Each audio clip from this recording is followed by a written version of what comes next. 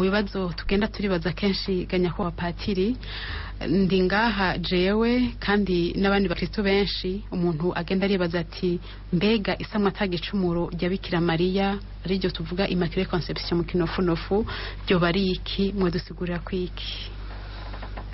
Ego ico kibazo nivyo benshi bumvise isamwa tagicumuro rya Bikira Maria bararigira ko ibibazo byinshi, ariko kugira ngo turitahure nuko twamenya yuko bwa mbere na mbere bwobwo Ecclesia irafise ukungene igerageza gufasha abana bayo mu kugira nti mu kubaha mu buryo bubangutse kandi buhinyanyuye bimwe bimwe mu kuri ivoma mu ijambo ry'Imana biheza bikaba nk'ishingiro ry'ukwemera kwabo. Ibyo rero nogira nti uko n'ukuri kumwe gukomeye cyane.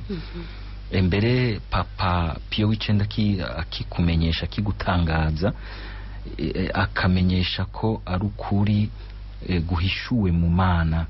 Si ukuri nka kumwe kwa kimwe guteranya kimwe bingana bibiri uko kurabambutse kumva. Hariho ukuri turonka nogira nti ukuri kujanye n'ubukiriro bw'ubuzima bwacu, ubukiriro budahera twaronse muri Yezu Kristo. Uko n'ukuri ro gufatanye n'ubukiriro twaronse muri Yezu Kristo, ukuri gufatanye n'ibiharuro canke biologie canke ukuri bujya kurafise ukungene kugenda kurasumba sumbana mu buremere.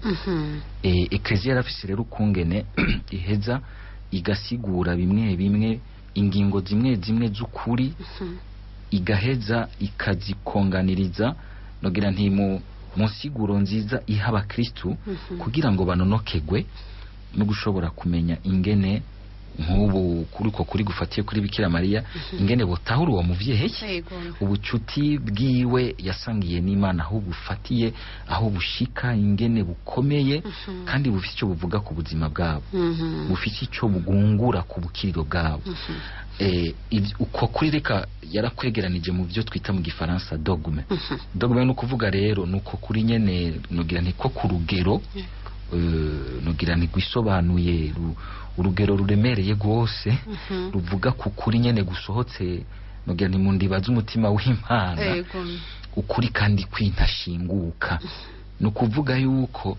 nukuri kuva mbere batarana gutangaza ngo gutomorwe gose icese ariko kandi nukuri na cane cane igihe kuvaho gutomorewe kugashikirizwa ba Kristo kuba rukuri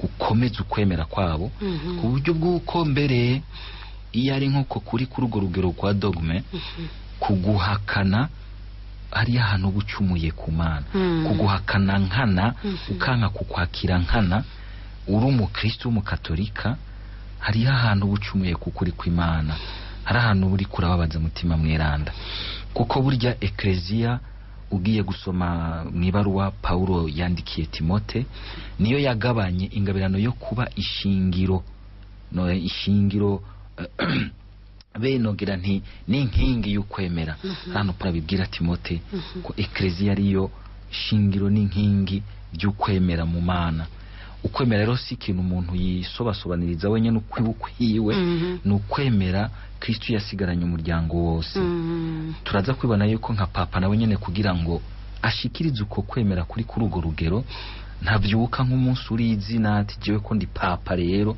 ndemeje abakristiki oya ni ikintu gica kure kigahabwa umwanya kugira ngo mutima agiserure mu nzira nyinshi papa ro nk'userukira umuryango agaheza agahaguruka umunsi uri izina yanasenze nawe nyene yarabajije yarahanuze hirya no hino baragiye mu gisabisho bagasaba mbere n'imenyetso Imana zo gukuraho ibikeke byose agaheza akagira ati ibi bintu tubisuzumye guhera hariya mu ijambo ry'Imana tugaca mu nyigisho zo twagiye turasigikwa n'abakuru bacu mu kwemera n'abakurambere bose mu kwemera tukajabuka tukagenda tukabaza abahinga mu by'inyigisho ndoramana tukabaza bo dusangiye gufashanya kuyobora umuryango wa Ecclesia tukamanuka tukazobaza n'abakristo bose ibi bintu birahambaye n'ingingo y'ukwemera kwintashinguka murumva ko demokrasi muri Ecclesia yatanguye kera yego cyane gose yego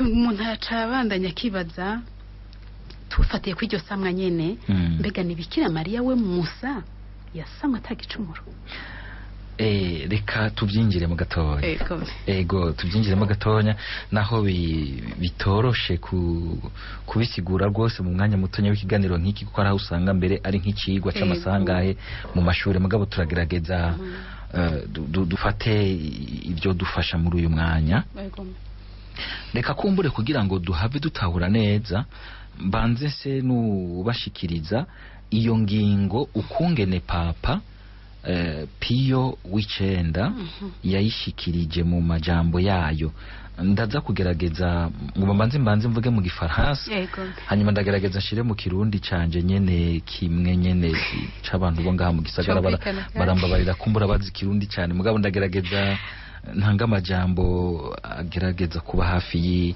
y'ico papa yadushikirije mu gifaransa agira ati nous déclarons prononçons et définissons que la doctrine qui tient que la bienheureuse Vierge Marie a été au premier instant de sa conception par une grâce et une faveur singulière du Dieu Tout-Puissant en vue des mérites de Jésus-Christ, sauveur du genre humain, préservée intacte de toute souillure du péché originel, est une doctrine révélée par Dieu et qu'ainsi elle doit être crue fermement et constamment par tous les fidèles. Reka rero ngerageze gushira mu kirundi turatangaje tumenyesha kandi dusigura ko ukwemera kuvuga ko nyaguhimbazwa Bikira Mariya kuva ku mwanya wa mbere w'isamwa ryiwe, kubw'inema yisobanuye y'Imana mushobora byose, no kubw'amateka ya Yezu Kristu umucunguzi w'ubwoko muntu, yakingiwe umwanda w'igicumuro c'inyanduruko, ko uko ari ukuri guhishuwe n'Imana, kandi ko gutegerezwa kwemegwa atagukekereza mu bihe byose n'abemera bose. Amen. Iyi ngiyo rero ingingo uko papa yayidushikirije. Ngarutse ku kibazo wari wavuze uti mbega none iryo samwa no kuvuga iki? Mu camake no kuvuga yuko eklezia tubwira ko hariho ukuri gukomotse mu vy'Imana yatweretse, yaduhishuriye kuri uyo muvyeyi, ko uyo muvyeyi w'Imana, uyo muvyeyi wa Yezu Kristu, kuva agisamwa gitangura kubaho, hajya agasamo gatanguye mu mbanyi y'umuvyeyi wiwe, yakingiwe igicumuro c'inyanduruko bwoko muntu bwose buvukana kuva kuri Adamu, kuva ku barutse baza bava kuri Adamu na Eva gushika kuzoza uganyuma hano kwisi.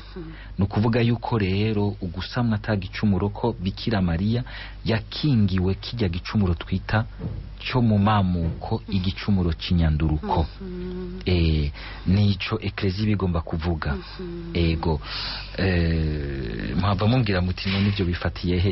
Ego cyane. Reka kumbure tugerageze kwinjira turabe iyo ivyo byazananye, kugira ngo eklezia inyuma y'ibinjana 19 Yezu amaze kuza hano ku isi, ariho iteba igatangaza icese iti burya uriya muvyeyi wa menga n'umunyarutoke hari i Nazareti, yavyaye Imana, yavyaye umwana w'Imana, nuko nawe nyene yasamwe atagicumuro, yakingiwe igicumuro c'inyanduruko. Murumva ko byafashe imyaka itari mike cyane, ariko ugiye kuraba suko womenga igihe papa yabitangarije ko ariho abantu bari batanguye kuvyiyumvamo, ni ibintu vya kera gose. Umuntu agerageje kwinjira ubwa mbere mu majambo y'Imana, bishingiye mu majambo y'Imana.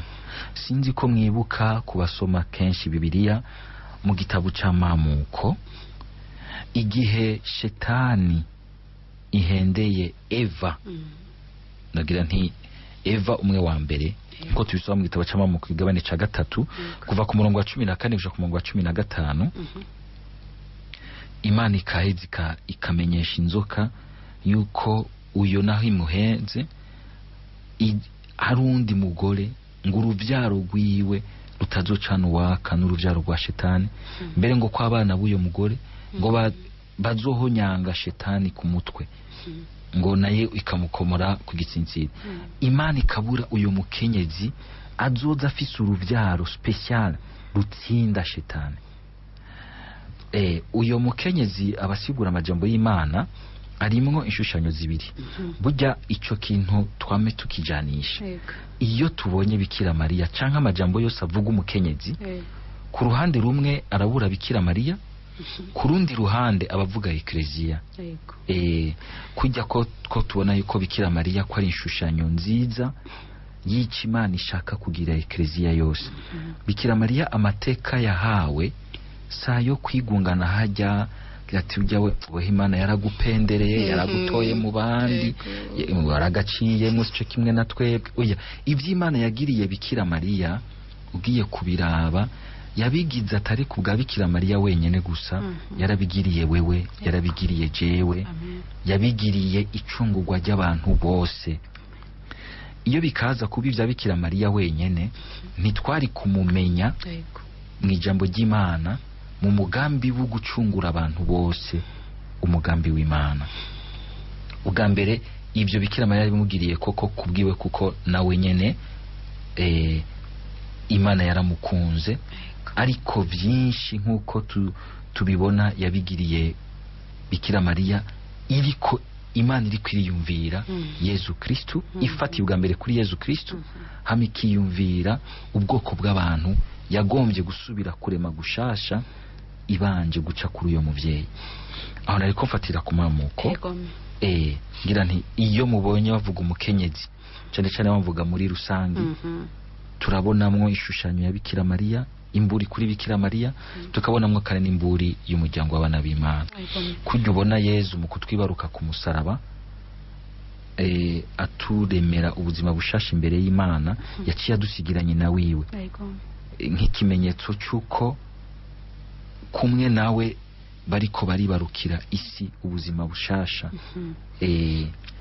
Naha nyine ncangarukana ka kabazo nari nababajije, none mu masamwa yose Bikira Mariya niwe Musa, niwe Musa. Ego niwe Musa, nta nundi kiretse Yezu Kristo, birumvikana. Amen, amen. Niwe Musa dufashe ku bwoko bw'umuntu gusa, ko Yezu turazi yuko n'umuntu ariko kandi ni Imana.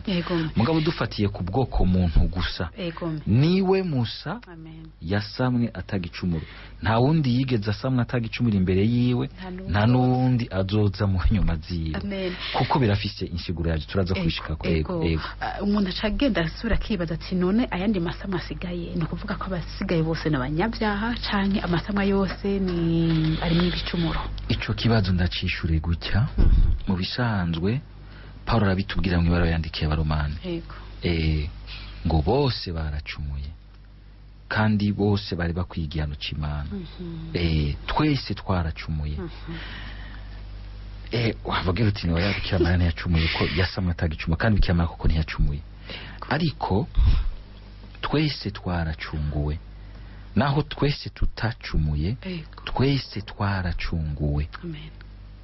Bivuga yuko ugucungurwa, uku tuvuga mu Gifaransa la rédemption, uku abavukanyi bacu ba Protestant bango kurokogwa, kurokoka. Ikirundi kiragoye, sinzi wigeze muzungu wigeze kwihenda katsovuga ngo nukurokoka, sukurokoka nukurokoka. Kurokoka. Nogira nti birimwo uburyo bubiri. Hariho ugucungurwa kujanye kandi n'ugukizwa, hamwe n'ugucungurwa gufatiye kugukingirwa. Nagira nti twebwe kuko twacumuye ducungurwa mu gukizwa icatwinjiranye igicumuro. Bikira Mariya nawe nyene yaracunguwe, kuko ivyo yagiriwe mu isamwa atagicumuro kwari kubera, nogira nti kijya gikorwa Yezu yakoze Golgota cyo kuducungura ku musaraba, Imana yabaye irakimuhako kitaranaba. Haraca bagira bato yani cyari bwabe. Oya, abahinga mu vy'Imana bacabisigura bakagira bati misanzwe kujya kiba cabaye muri ubu buzima bw'abantu burangwa n'umwanya n'igihe. Tinayandi ho Imana ntifatwa mu mwanya n'igihe. Imana irarengeye ibihe, irarengeye n'imyaka. No kuvuga ku Mana biriho. Biriho vyamaho kandi bizoko mu Mana vyose biri muri kubu, dans un présent éternel. Nakijya gihe bitari bwabe imbere y'Imana vyariho mu mugambi wayo. Kandi nubu naho vyamaze kuba, ku Mana iguma ituraba muri kijya gikorwa, ntigihanagurika, ntigiti gihe, ntiwoshira ko ngo expiration kumwe bashira ku miti ngo ni muri 2010, ntibibaho. Cyamaho nicyo gituma mubona twe duhereza inkuka y'imisa, tuba turiko turacinjira mu mwanya ku mwanya, kuko cyamaho kigumana itoto, kiguma gisuka ibyiza, ubudahengeshanya. Kuko Imana ntisaza, Imana ntitangura kandi ntihera. Ico gihe rero nogira nti Bikira Mariya yabaye arahabwa kuri rijya cungurwa, sivyo, mu gukingirwa. Twebwe ducungurwa mu kurokogwa, mu gukizwa ikiri muri twebwe. Bikira Mariya nawe yacunguwe mu kugikingirwa. Ego mu Gifaransa niho vyumvikana. Twebwe nous avons été sauvés, délivrés, ikintu catwinjiranye. Bikira Mariya elle a été préservée, yarakingiwe. Mu bisanzwe nawe nyene ari mu bacunguwe na Yezu Kristo, nubwo wewe ari mu bundi buryo bwo gukingirwa, atari mu buryo bwo gukizwa, kuko nticinjiye muri we, yaragikingiwe. Murakoze. Mbega ikindi kibazo umuntu yaca yibaza, isamwa rya Bikira Mariya atagicumuro Mhm.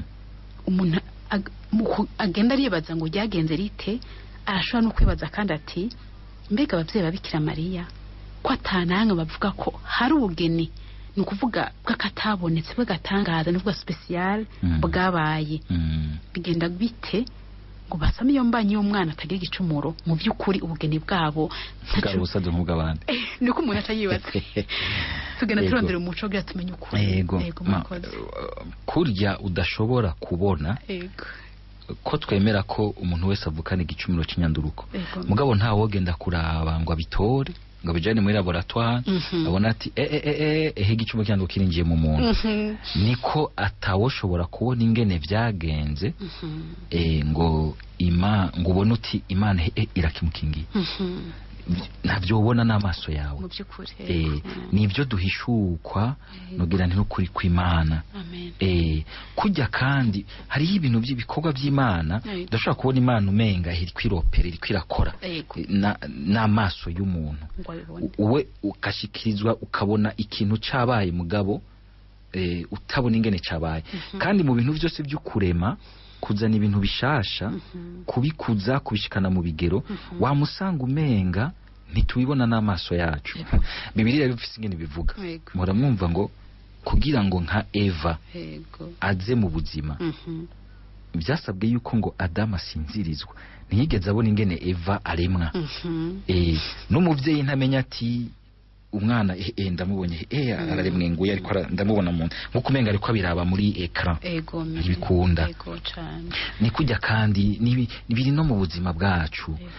Uravye sinzi unyahantari yake ibigori biriko birakura. Sinzi ngo akana kabonye muhiri wabo bateye ibigori kakama kavyuka kagasanga byabaye birebire. Karaheza karabaza abavyeyi ati mbe ibyo bigori bikura ryari? Hanyuma abavyeyi kuko ibyo niba yabazo bigoye by'abana kugira bikura umwana bacagira ati ibyo bigori bikura iyo uryamye mu ijoro usinziriye. Akana kati sawa ntaco, karapima mu ijoro nikasinzira kacagenda kwicara imbere yabo. Jewe ndabingene ikigori kiza gukura kiva ku santimetero imwe kiduga ku yindi, kararindira karabura mugabo gatono gasanga vyabaye birebire. Ni kujya nawe ufise umwana ubona ari wa wundi ukabona ashikira igihagaro mu gutabona uti ariko araduga aravuye ku santimetero ye araduze ntabyo uzopfa ubonye naho ushaka ko observa gute. Icyo ni gitangaza c'Imana. Niko rotogira uti umuntu yobona ati hagati ya Yoakimu na Ana barabyaye umuntu atari mu igicumuro. Ivyo vyovyo sibiboneka n'amaso y'umuntu, ariko nivyo dushikirizwa nogira nti nukwemera kw'Imana. Ahandi tuvyemezwa n'ijambo ry'Imana ahantu heza gose, ahantu mbere abahinga n'abakurambere mu vy'Imana bahatangarira gose. Wa mwanya ukomeye ijuru rimanuka ku isi rizanyanyemo ijambo rikomeye, jambo w'Imana aje muri iryo jambo kugira ngo aca ashika kwa Bikira Mariya akazanana mu butumwa umumarayika Gabriel yararungikanye nkuko tubisoma mu nkuru nziza twandikiwe na Luka mu kigabane ca mbere ku murongo wa 28. Umumarayika Gabriel agahishuka Bikira Mariya ati wuzuye inema, ntawe Imana yari bwaramutse gutyo. Wuzuye inema no kuvuga muri we nta gahande na gato kariho womenga inabi yoba yarakozeko, aruzuye inema y'Imana. Rero abahinga bamwe mu vy'Imana niho baca bafatiraho bakazirikana gose bakagira bati eheraba umunsi urizina umunsi igicumuro cinjira mu buzima bw'abantu. Eva wa mbere yagendewe na shetani, iheza iramwosha nabi imuteranya n'Imana, aragambarira icyo Imana yari yababwiye. Igicumuro kirinjira, urupfu rurinjira mu buzima bw'abantu. Raba uyu nawe wa mbere yagendewe n'umumarayika w'umwijima. Shetani maze ko yari umumarayika w'Imana yavuye acika umwijima umubi. wa kabiri agendewe n'umumarayika yagamburukiye Imana muri ba marayika batsinda shetani kumwe na Mikayeli. Gaburiyeli araje ahanutse ava ku ntebe y'Imana, n'umumarayika w'Imana aje kuyagisha Bikira Mariya amubwira umugambi w'Imana. Bikira Mariya nawe akagamburuka ishaka ry'Imana nye n'ubuzima, agaca yinjira muri inosi, akabaje kwirukana igicumuro, gutsinda urupfu no kugurura ubuzima budahera abantu bose bazokwemera bakakira urukundo rw'Imana, bakakira ukuboko abahaye. Abahinga by'Imana usanga bariko baranajajura gose. Urabona Eva, iryo jambo ngira ati Bikira Mariya ni Eva mushasha, yigenjeje ku gihushane ca Eva wa mbere, aragamburuka haku gabira Imana. Ti naco gituma n'indamutso mu marayika yamuzaniye ni ya Eva mugabo nugira nti ihinguwe, iri renverse. None nyene Eva uwigiye kubihindura bice bicika ya Ave Maria. Amen. Mugabo nugira nti utwo n'utujajuro abahinga mu by'Imana bafatira ko mugabo icyo bagomba kuvuga Bikira Mariya ni Eva umwe Imana, Eva mushasha umwe, wa mukenyezi Imana yabura ko muri we igiye kuronka urundi ruvyaro rushasha ngo abadatsindwa ngo baheranwe na shetani, ahubwo bazoyihonyora umutwe kumwe n'uyo mukenyezi. Murakoze cyane. Turacabandanya ngaca nibaza guhimbaza uyu munsi mukuru wa Ecclesia. Muri Ecclesia muri Antunga waje gute? Tumva isama cy'igicumuro, ubu rero Ecclesia uhimbaza kuri kwani. Mwumva yuko isamwa atagicumuro biri mu mateka akomeye gose. Nugana imbere ni naryo teka shingiro ryandi mateka kuri Bikira Mariya. Amen. Cyo gituma umunsi mukuru ukomeye gose, uri mu rutonde rw'imisi mikuru ihambaye cyane twita solanite. Solanite misi mikuru ya Ecclesia irafise ingero, ari byo twita kwibuka, byo tugira memoire, kwibuka umweranda bisanzwe. Hariho ibyo twita fete, umunsi mukuru, hamwe mubona yuko dushiramwo na Gloria naho bari hagati mu ndwi. Hariho urundi rugero rwo hejuru twita solanite, ukuvuga umunsi mukuru cyane, bakongera kandi cyane. Kenshi usanga mbere aho nk'ibisoma nka bibiri. Yego. Mugabo hagaca haza umunsi mukuru ukuri yindi yose bawita nyina w'imisi mikuru, ngira mu cyumenyo bari wa Pasika, no munsi mukuru byarindi imisi mikuru yose. Ego solanite de solanite, la mère de toutes les fêtes. Uyu munsi mukuru rero nogani uri mu misi mikuru shingiro y'amateka ya Bikira Mariya, kuko ni muri uko gusamwa atagicumuro twuca twumvamwo ayandi mateka menshi kuri Bikira Mariya ashingiye ngaho. Bikira Mariya rero yarakingiwe igicumuro ari uko Imana iri kwirategura ingoro ibereye umwana wayo Yesu Kristo. Ivyo rero abakristo batanguye kuvyumva kare. Ugambere gato bizanana mu rukurikirane rw'ukungene kuva kera mu muryango w'abakristo. Kuva kera mbere ku batumwa bumva ko nyina w'Imana afise ikibanza kidasanzwe. Amen. Gira ngo murabona yuko bataratangura icese ubutumwa bwabo, hamwe bari mu cyumba cyo haruguru barindiriye mutima mwerana, bashimye ko nyina w'Imana aba hagati yabo, nkuko tubisoma mu gitabo cy'ibikorwa by'abatumwa igabane ca mbere ku murongo wa 12 gushika ku murongo wa 14. Hari akantu abantu iyo bariko barasoma ijambo ry'Imana sinzi ko bahitondera. Uri kurasoma ako gace ukabona ukungene badondora ngo hari habatumwa, bakabavuga amazina, bagaca bavuga ngo hamwe n'abandi bakenyezi ntibavuga amazina, mugabo muri urwo rutonde rw'abakenyezi benshi bagaca bamusobanura bakamuvuga izina ngo na Mariya nyina w'Imana. Amen. Ngo hari abatumwa, ngo n'abandi bakenyezi benshi, ngo na Mariya nyina w'Imana. Hari n'abakenyezi bakomakomeye, hari abakenyezi bakomakomeye bari barakurikiye Yesu Kristo, mugabo ntibakomeye ku buryo bosobanurwa hafi ya nyina w'Imana. Niwe Musa bavuga mu izina, kugira ngo ubone muri iyo myaka y'ico gihe aho wasanga umukenyezi atagaciro gakomeye afise mu kibano. Ngira ngo bana yuko n'abatumwa rimwe mu kwandika baba bagifise ako kantu mu muzirikanyi wabo muri psychology yabo no mu guharura 5,000 by'abagabo gukuyemwo abana n'abagore mugabo uyo mugore niba mukuramo baramuvuga mwizina ko kuvuga umuntu mwizina izina ni ikintu gihambaye ku banyisirayeli siteka gusa izina mu banyisirayeli ririmwo umugisha w'Imana kuvuga uwo mugore hagati muri bo kuri bo n'umugisha w'Imana uri kumwe nabo kuvuga ko ari Bikira Mariya nyina bakamusobanura akamuvuga ntibamufate hari abantu bamufata ngo n'umugore nk'abandi ako kaverse utaragasoma neza no baracabivuga abandi bakenyezi ngo bagaca musobanura na Mariya nyina w'Imana wana nk'uwo watumiye abatumire benshi ugaca ufata umwe wamutumire w'Imena ukamusobanura ukamubwira uti wewe shika imbere mw'izina ryawe shika hano iyo turiko turasoma amajambo y'Imana rero tuyasome tuyitondera aratwereka ikibanza rimwe ca Bikira Mariya mugabo mu buryo nogira nti buhishije kuko Bikira Mariya nawe nyene ntiyashatse yuko umenga ari we yomenyekana imbere y'umwana wiwe iteka ryose rya Bikira Mariya arikura ku mwana wiwe. Amen. Nkuko muje kudusigurira uguhimbaza umunsi mukuru w'isamwa tagecimo ry'umuvye Bikira Mariya na shaka gusubira kubabaza ukwakira ubutumwa Imana ihaye mu vye Bikira Mariya yaravyakiriye yaravyemeye mugabo kugira bigaragaze avyerekane yabigize gute kuko kenshi twebwe baduhaye ubutumwa usanga umenga ndindira ikimenyetso ndindira igitangaro ariko we yashotse avyemera avyerekana yavyakiriye gute abigaragaza gute murakoze.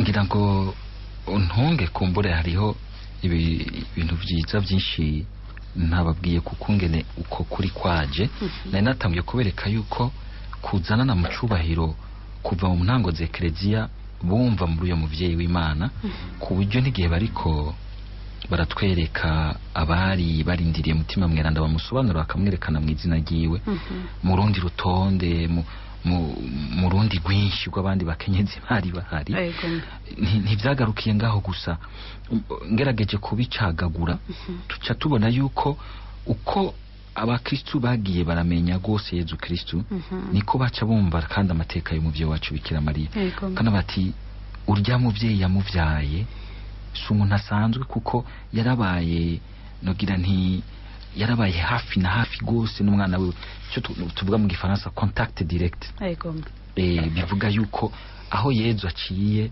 ntahasiguko na cane cane ahaciye akakigwa ahasiga trace z'Imana nyene nogira nti kuva kera bagiye barabituko batahura amabanga ya Kristo gusumbya gasanga niko bagenda barumva koko n'uyo muvyeyi wiwe ko atari umukenyezi asanzwe aciyaho hanyuma niho mbere batangura kuza bariyumvira bakaza bisora mu mvugo bakagira bati ugisamwa yavutse mu buryo butangaje umweranda Augustino mu kinjana ca gatano we nihagira hana akagira ati mu bisanzwe ibiremwa vyose byarandujwe n'igicumuro cyo mu mamuko n'ingaruka zacu kiretse nyaguhimbazwa Bikira Mariya. Hanyuma mu mwaka w'840 Bikira Mariya arabonekera mwibonekerwa ryemejwe na Eklezia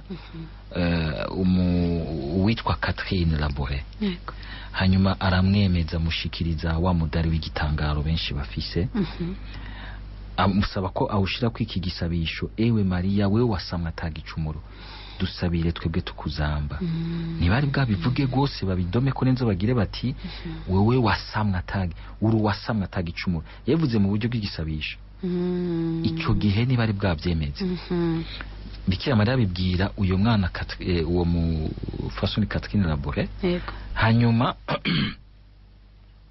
kuva ico gihe abepiskopi baca batangura gusaba papa ko mu mapreface yo guhimbaza isamwa ry'umuvyeyi wacu Bikira Mariya aha tubyumve neza ni isamwa rya Bikira Mariya kubesha bakunze kwitiranya isamwa rya Bikira Mariya ni isama rya Bikira Mariya sama Yezu mumbanyi biratandukanye atwo tuvuga isamwa rya Bikira Mariya avyagwa na Yohakimu na Ana abavyeyi biwe ni isamwa rya Bikira Mariya isamwa rya Yezu isamwa rya Bikira Mariya bariko barahimbaza rero isamwa rya Bikira Mariya ntibari bwongere kwako kantu immaculé atagicumuro atacyo atamwanda w'icaha baca batangura gusaba yuko rero muri bya bisabisho by'Ukaristiya tuvuga mwe bya preface n'ibindi ko boza baragashirako ka immaculé barangera barasaba kandi papa yuko bobishira no mu mazina batazira umuvyeyi wacu Bikira Mariya. Hanyuma mu nyuma rero papa arumva ko bihaye biduga gose mu ma ecclesia babisaba mu mwaka w'1947 aca shinga komisiyo y'abahinga mu by'inyigisho ndoramana bo bita abateologien kugira ngo babyicarire bavyige neza bavyihweze neza babifatiye amajambo y'Imana no mu nyigisho z'abakurambere bose muri ecclesia barabe ko by'ukuri ukuri gufashe kandi kuzuye. Niho rero mu nyuma mbere yaciye asaba abepiskopi bandi bo kwisi arabarungikira iketa babaza ku bepiskopi 603 546 baramwemeza koko mu by'ukuri kumwe n'ama ecclesia barongoye bumva badakekereza neza ko Bikira Mariya yasamwa atagicumuro. Amen. Birava ngaho arabitwara no mu bakardinali basanzwe bafashanya kurongora ecclesia mwe no ndababwira yuko papa yageze ahantu avuga ukuri nkuko kwintashinguka sivyo yiyumvamwo wenyene nibizana ahubwo muri ecclesia guhera ari hasi kuduga bikaza biraduga papa gaheza agashikiriza icese icyo mutima aba yaramaze guha kumva ecclesia hakiri kare. Ncanumva umuntu yoca ronke nyisho y'ikibazo umuntu kenshi yo hava agenda ribaza kubera iki kenshi ubutumwa butanzwe na Bikira Mariya ndetse na kenshi na Yezu ego ariko kandi niboneka kuri Bikira Mariya yamahera ku bantu batoye ubutumwa bwe bukagenda buduga gushika ku batwara ecclesia canke barongoye ama ecclesia yo hasi umuntu atatomokerwa rero sino umuntu urantunga kenshi umuntu ugenda bazi kuko ibitohera kuri papa bikamanuka gushika hasi. Ego murakoze urakoze cyane n'ubundi ni byiza ko bihera hariya munsi bikaza biraduga ariko nuko kenshi tukunze kuvuga ngo ni munsi ni hejuru ni hehe mu muryango wa ecclesia niko turi ku ngero zitandukanye ariko ntitwumva umenga icyo kintu kize kirava mu bakristo nko kumenga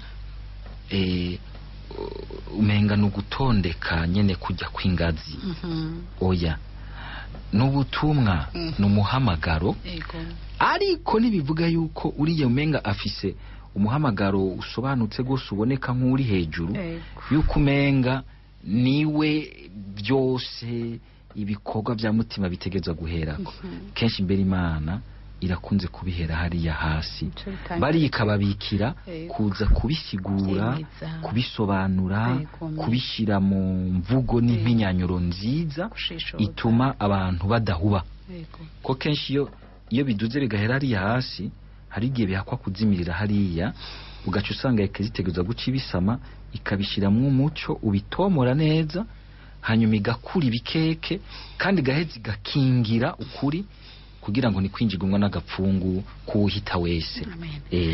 Murakoze turakunda kuvuga kenshi mu matazirano duha mu bye Bikira Mariya ngo ni ingoro ya mutima mweranda iryo zina riva hehe? Ingoro ya mutima mweranda nogira nti naho nyene riva no kuvuga yuko iyo bamwise ingoro ya mutima mweranda hariho ayandi matazirano abiri ajana n'iryo rindi bifatanye ubivuze ubyujuje neza ubivugira icarimwe ibintu bitatu no kuvuga yuko Bikira Mariya tumwita ko ari umwigeme wa data akaba nyina wa mwana akongera akaba kandi umukunzi wa mutima mweranda. Ni hajya bavuga yuko kandi mutima mweranda yamwuzuye kuva agisamwa no kuvuga kuva agisamwa ntacyo afise yuzuye ivyiza by'Imana yuzuye inema y'Imana utanga inema z'Imana nawe ni mutima mweranda arimwo yuzuye mutima mweranda kuva agisamwa. None aha tuvuga muri mwaramutse Mariya kandi ngo umukama muri kumwe umukama muri kumwe yabibwiwe na mutima mweranda umuntu w'umumarayika kandi atari bwibungenge Yezu ngo umukama Yezu amubemwo agaca amubwira ati umukama muri kumwe kuko aruzuye inema aruzuye inema arimwo ubwiza bwose bw'Imana muri we nitabere nakurokoko ibereye gusanganira no kwakira Imana Bikira Mariya hajya nuko abantu batabizirikana neza yataba yuzuye inema nta woshoboye gutwara Imana muri we burya niwe yidutwariye arayitwibarukira kuko kugira ngo wakire Imana mu buninazwe bwayo mu bumana bwayo bwose nicyo gituma ubona na twebwe bidusaba yuko igihe tugiye kwakira Yezu nawe utagenda twerade nka kujya kwa Bikira Mariya bidusaba ko twitegura tukakira tugasangira twiteguye kugira ngo twakire ubuzima bw'Imana ahandi iyo tugiye gutyo twakira urupfu Bikira Mariya iyo agira kanenge kugira ngo ashobore kunywana na Yezu amuhu kandi aho birumvikana gose Bikira Mariya yahaye Yezu umubiri wakakamwo ubwiza bubereye Imana ntiyari kumuha umubiri uri mwica Yezu yaca kivukana mugabo ugiye kuraba ujya mubiri Bikira Mariya yahaye Yezu wakingiwe icaha na Yezu wenyene kujya kuntu Imana yamwiyumviriye kare ikaba irategura muri we aho umwana wayo azoshikira umuntu ashobora kwibaza kandi Bikira Mariya ahora yitwa kandi mwari mwavuze ko ari Eva mushasha yaje kura Eva umucumuzi kuko umuntu aribaza cyane ni kuki agereranywa n'umucumuzi nuko mwamaze kubiduhera inyishu ariko kandi twashaka mutubwire ni igiki caranze umuvyeyi wasama atagicumuro mu muryango mweranda w'i Nazareti kuko turamubona Bikira Mariya akiza kuburirwa n'umumarayika Gabriel turamubona yamaze kuba umukenyezi umuryango w'Imana w'i Nazareti hari ikintu caba caramuranze muri urwo rugo ari kumwe na Yosefu na Yezu umwana wiwe ni igiki mwotubwira kugira ngo uwo wasama atagicumuro abakenyezi tumwigane ndetse abakristo bose murakoze ego umuntu ariko arihweza Bikira Mariya mu ijambo ry'Imana ubwa mbere bwo n'umuntu ntanavuga amajambo menshi amajambo yiwe araharuye ubona shima amaze kuva ico gihe ntitso kumva ariko aravuga ubona ariko aravugana na Elizabeth hama gaca yigira mu gacerere acaja nawe mu kuba umwigishwa wa Yezu akumviriza Yezu ico kintu tukimukureko gose tukimwabureko nogira nti tukigabane kuri we Bikira Mariya agiteka giwe bikomeye cyane mukungene nahari nyina wa Yezu yabaye koko umwigishwa abushitse wa Yezu Kristo narigeze kuraba isinema bigeze guha ijambo ry'umutwe riryoshe cyane bariko baravuga Bikira Mariya bakamwita ngo Bikira Mariya ngo numwigeme w'umuhungu wiwe kurango mu gifaransa la Vierge Marie la fille de son fils no kuvuga muri iyo mvugo bavuze nk'ibintu bibiri icyarimwe numwigeme wa Yezu ariko nicabuje ko Yezu yemera ko uwo mwigeme amwibaruka akamubera nyina Bikira Mariya ni Yezu yamuremye ariko nicabuje kwa kwicisha bugufi kwa Yezu nicabujije ko Yezu yigira mutakemera kwishira mu minwe y'uwo mwigeme yaremye akamubera nyina nk'icyo nikindi kintu twakora kuri Bikira Mariya ego gutuma Yezu aronka hafatira akaza muri ubu buzima akaza mu buzima bwacu akaza no muri ubu buzima kandi tutarinze gutata biza guswa no Bikira Mariya nta bintu bimutuma ubona umenga araseruka gose n'umuntu ari nogira nti aguma mu gitutu ca Yezu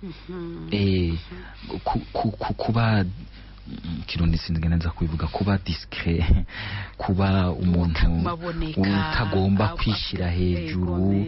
Urabona uyu munsi turi mbere mu nogira nti mu mico umengi gumigomba kuduha gutoka kuza habona ikazana namwe akantu kubwishime ugasanga ari abantu barabijyaniramwo ugasanga abantu bariko barabigiraniramwe amashari bikabyara imitima mibi yo kutiyakira kugiranira n'abara arandi y'amasigisa aranciye imbere nogira nti Bikira Mariya tumwaburemwo uwo mutima wo kumva tuti turi mu kibanza cacu kandi kibanza cacu ciza nuko ari ukuguma hafi ya Yezu Yezu akaninahazwa.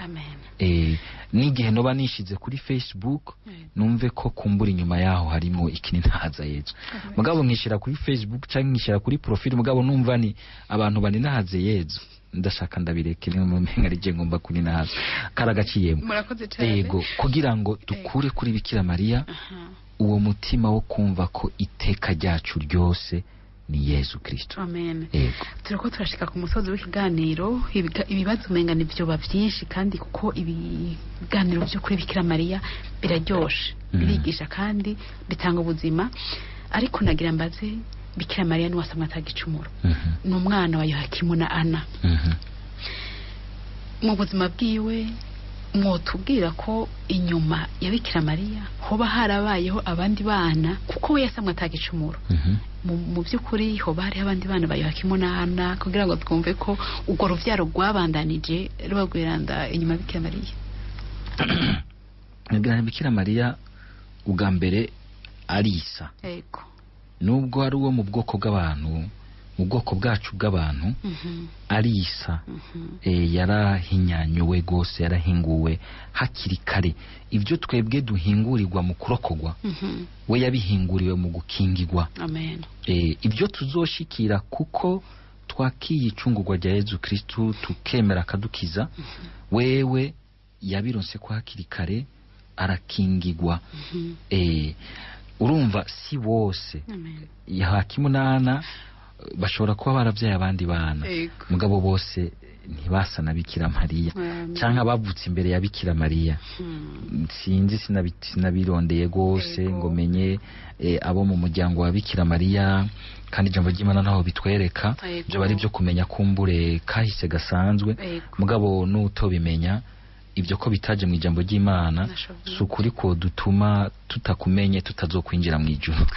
Yego murakoze cyane nkuko umwanya usa n'uri kuratujana imbere yuko dusoze nashaka mbaze mbega kuvaho umumarayika muramukirije aramukirije Bikira Mariya isamwa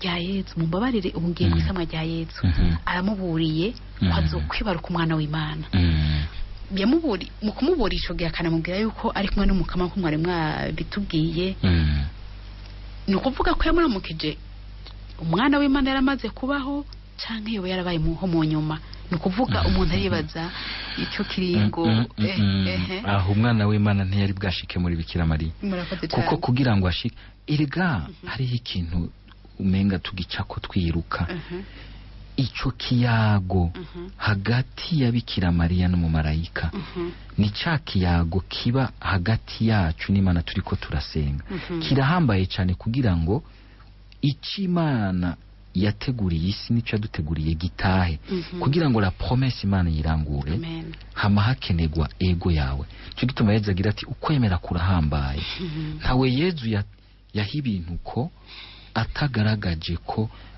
abikunze abigomwe avyakiriye akavuga ati ego. Bikira Mariya yabanje kuja muri ico kiyago kugira ngo abanze avuga ati ego. Iyo ego rero Imana yabanje kwirindira kuri Bikira Mariya amaze kuyitanga aho rero Imana biraronsa inzira Yezu acarashika muri Bikira Mariya. Ego murakoze twashaka rero mu gusozera mugire ico mubwiye abakristo bakatolika n'abantu b'Imana bose muri rusangi ikiye kibanza mu byukuri twabikira Mariya kuko umuntu ari karamuvuga ari karamuyaga murantunga ntiyoheza ariko nigiki cudufasha nigiki mwufashisha bene wacu ariko ratwumviriza kugira ngo Bikira Mariya mu byukuri uretse no mitima yabo n'ikibanza kwiye muri Eklezia Katolika bakimuhe. Murakoze. Ikintu ca mbere nuko botahura neza Bikira Mariya si Imana nuwo mu bwoko bwacu, ariko n'uw'Imana yahinyanyuye kugira ngo ibiratwereka iti ni muhonje ingene muzomera namwe. Bamwumvemwo umuntu bushobora kurabiramo kandi bashobora kwitura bakagenda bagana ubwo bwiza Imana ibereka muri we ko nabo bazobushikira. Bikira Mariya kandi nuko nubwo yahinyanyuwe gose uko si Imana, twimenyereze kumwakira neza tudahereye muri ivyo vy'amabonekegwa, kuko iyo duhereye mu vy'amabonekegwa ntituronka aho dufatira neza ngo tubitahure. Tubanze duhere bwa mbere mu ijambo ry'Imana, hanyuma kandi tugafatira ku nyigisho za Eklezia n'abakurambere b'Eklezia, kuko baramuzi rwose, kuko baradutanze kumumenya. Hanyuma buke buke ducaca tumumenyera rero mu kungene twubahuka tukunga ubucuti nawe. Nibahaguruke, hariho ibintu udashobora kumenya ku muntu igihe muticarana, mutaganira, mutagendana ngo umwumve umwimenyere. Nibamwegere, nibagire kujya kwa Yohani. Yohani amaze kubwirwa na Yezu ati nk'uyo nyoko wawe ntiyafyinase, nanjye ndababwiye ko uyo ni nyoko wanyu, ni mu mwakiri wanyu, mwakire muhira, ibisigaye uzomenya n'ibisumbirije ibyo tuyaze muri aka kanya gatonya. Murakoze cyane.